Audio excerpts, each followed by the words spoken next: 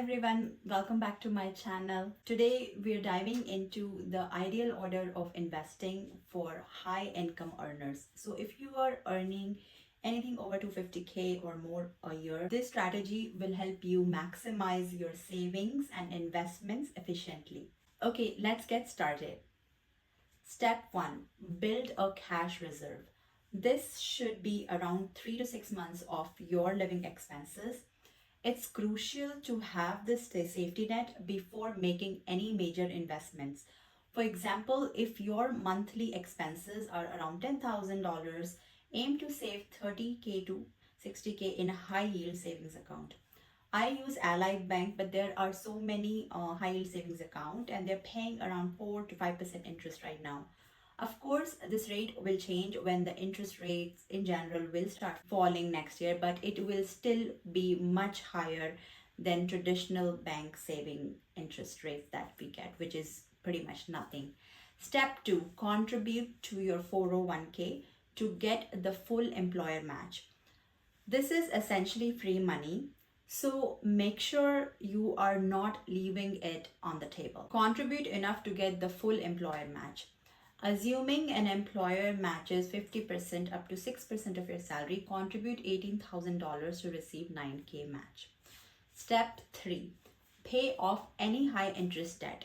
High interest debt typically would include credit card and personal loans with rates above 8%. You can use either avalanche or snowball method to pay it off. I have made a separate video on this topic, so make sure to check it out. I have put the links to all the useful videos in the past that I've created in the description below. Step 4, max out your 401k. For 2024, you can contribute up to $23,000 yearly if you are under 50 and $30,500 if you are 50 and above. Step 5, max out your HSA or health savings account.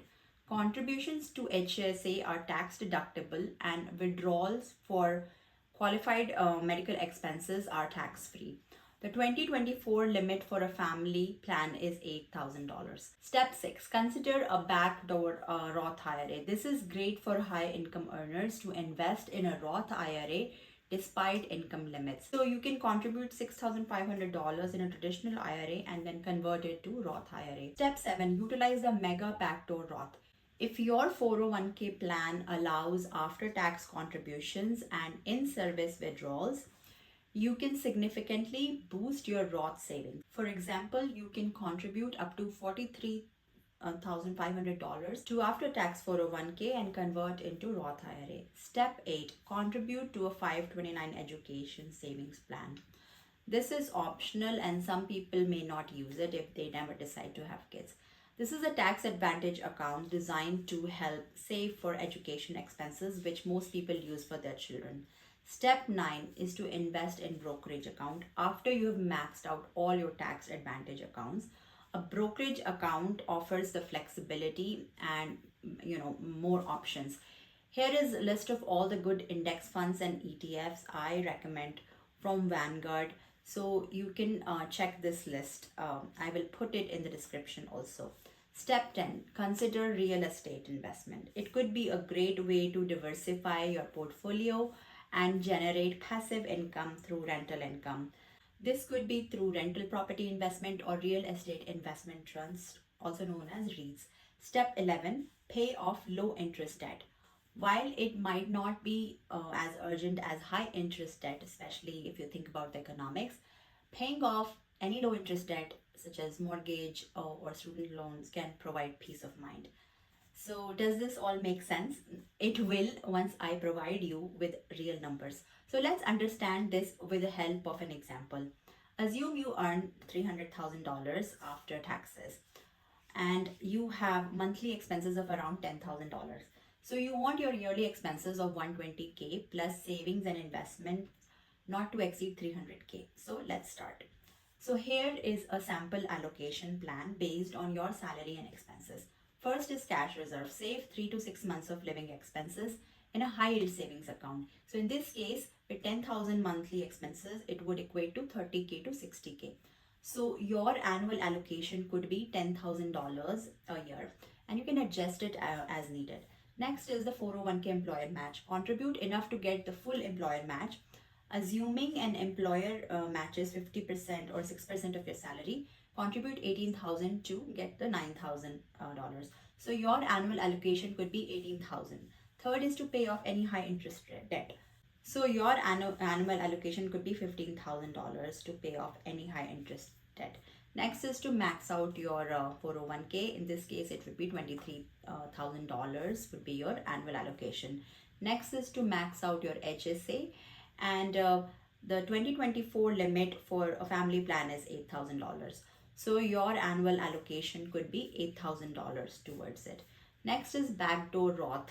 So 6,500 in a traditional IRA could be converted into backdoor Roth, and of course it would be your annual contribution. The next is the mega backdoor Roth, and this would be after tax contribution and in service withdrawal. So you can contribute up to $43,500 in the after tax 401k and convert it into the Roth IRA, and so your annual contribution for that could be $10,000, and it can of course you can adjust it to fit your budget. This is optional as I mentioned, but your annual contribution to the 529 plan could be $5,000. Now the next is the brokerage account. So allocate $20,000 in a taxable brokerage account, investing in diversified assets such as ETFs and index funds. So you can contribute around $20,000 annually. And this is real estate investment, and I would say to contribute annually around $30,000 to $35,000 towards it.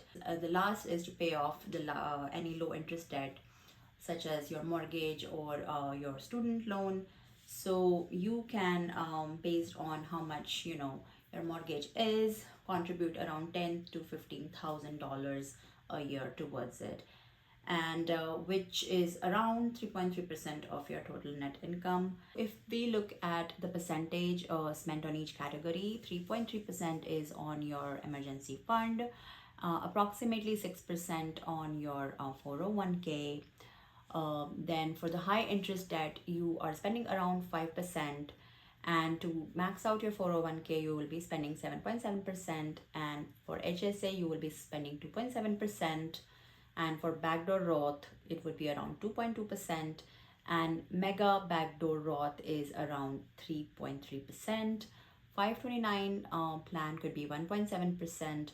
And brokerage account could equate to 7% of your net pay. And now the big ones, the real estate could be around 11 to 12%. And to pay off any low interest debt such as mortgage and student loan would be around 3 to 4% of your net pay. So the total allocation is $160,500, which is the savings and investment part, and it is around 55%, and 40% is your expenses. So this keeps your total under $300,000. So this way you have a balanced approach to savings and investments.